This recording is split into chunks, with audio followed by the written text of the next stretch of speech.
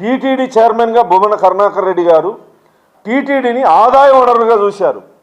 టికెట్లు అమ్ముకునే దగ్గర నుంచి, వాటర్ బాటిల్ అమ్ముకునే దగ్గర నుంచి, డాలర్ల మాయం దగ్గర నుంచి, అనేక కళ్యాణోత్సవంలో తాలిబొట్ల కుంభకోణం దగ్గర నుంచి, కేవలం భక్తితో కాకుండా భక్తుల సౌకర్యాల కోసం చైర్మన్గా విధులు నిర్వహించాల్సినటువంటి వ్యక్తి రోజుకి కొన్ని వందల టికెట్లు అమ్ముకోవడం జరిగింది. అక్కడ జరిగేటువంటి చిన్న వ్యాపారం దగ్గర నుంచి కరుణాకర్ రెడ్డి గారు కానీ అతని కుమారుడు కానీ ఉద్యోగులు చెప్తారు, ఈ రోజుకి దుర్మార్గంగా చిత్తూరు జిల్లాలో వైఎస్ఆర్ కాంగ్రెస్ పార్టీ నాయకులకి ఎర్రచందనము, అదేవిధంగా పైన టీటీడీ ఆదాయ వనరుగా కనిపించింది తప్ప ఏ రోజు కూడా ముందున్నటువంటి ముఖ్యమంత్రి జగన్మోహన్ రెడ్డి గారికి కానీ ఈరోజు కరుణాకర్ రెడ్డి గారికి కానీ మీ కుటుంబాల్లో జరిగేటువంటి సాంప్రదాయాలు ఏంటివి, మీ కొడుకు కూతుర్ల యొక్క వివాహాల్ని ఏ సాంప్రదాయంగా చేశారు?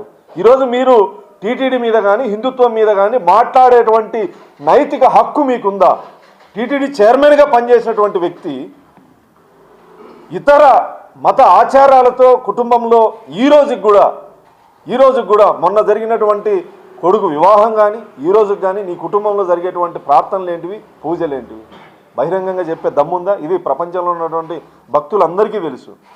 జగన్మోహన్ రెడ్డి గారు ముఖ్యమంత్రిగా ఉన్నప్పుడు తిరుమల తిరుపతి దేవస్థానం ఎంత అప్రదిష్ట పాలైందో సామాన్య భక్తులు అక్కడికి వెళ్ళి అనేక మంది వీడియోలు పెట్టడం జరిగింది, చీదరించుకోవడం జరిగింది. ఇంకొకసారి తిరుమలకి రామని చెప్పడం జరిగింది.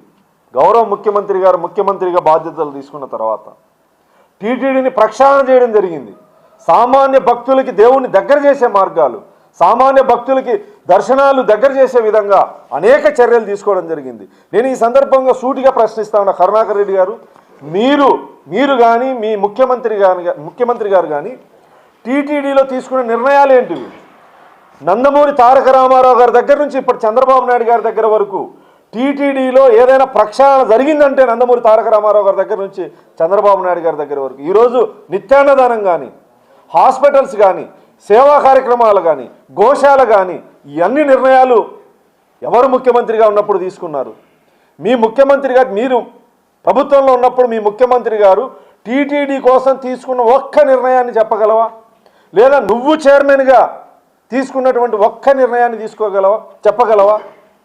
ఎందుకు ఊరిక లేనిపోని కుట్రలు కుతంత్రాలు టీటీడీ మీద నిత్యం ఈ 10 నెలల కాలంలో టీటీడీ మీద అసత్యపు ప్రచారాలు ఏదైతే నువ్వు చేస్తా ఉన్నావో అవి ప్రజలు నమ్మేటువంటి పరిస్థితులు మేము కూడా తిరుమల పోలీస్ స్టేషన్లో కంప్లైంట్ ఇవ్వదలుచుకున్నాం.